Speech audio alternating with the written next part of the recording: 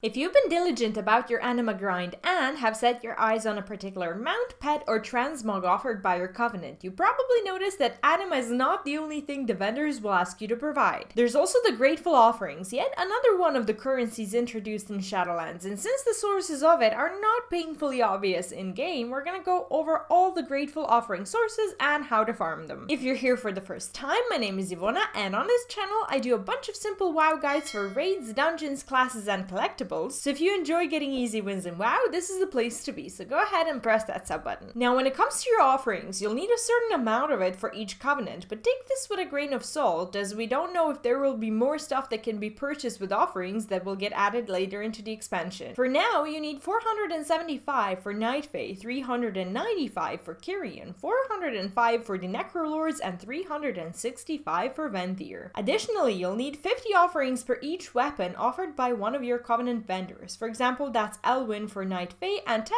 offerings per another weapon offered by a different vendor. In Night Fae's case, that's Marlin. Big credit to Plasma XYZ on Wowhead for doing the math on this one for all the covenants. Also, if you'd like to purchase the Chronicle of Lost Memories, a legendary item allowing you to learn one of the random legendary recipes for your class that you do not yet know, that'll cost you 35 offerings apiece. Now let's move on to where you can actually get those offerings. Your first and main offering source is your Anima Conductor, which is definitely worth upgrading if you're looking for more of this currency. Tier 1 will offer you a treasure to open and NPC to kill, and those will give you 2 offerings each. You want to at least unlock tier 2, as you'll get access to 2 daily quests and 1 world quest, which will get you 3 offerings each. If you don't upgrade your conductor, you'll get none of that and the quests will not be visible. Tier 3 of your Anima Conductor will allow you to channel anima into a location where a powerful foe will spawn, and defeating that one will also award you with 3 offerings. These are all the things you can do once per day, so just keep that in mind when you're creating your gold lists and spreadsheets if that's your thing. However, if you decide not to invest a drop of your anima into the Anima Conductor, that's fine too. What you can do is farm special NPCs across Shadowlands that will award you with grateful offerings whenever someone else gets them to spawn, which happens quite a lot as they're a part of everyone's Anima Conductor campaign and are both killable and lootable by everyone and not just from your own covenant.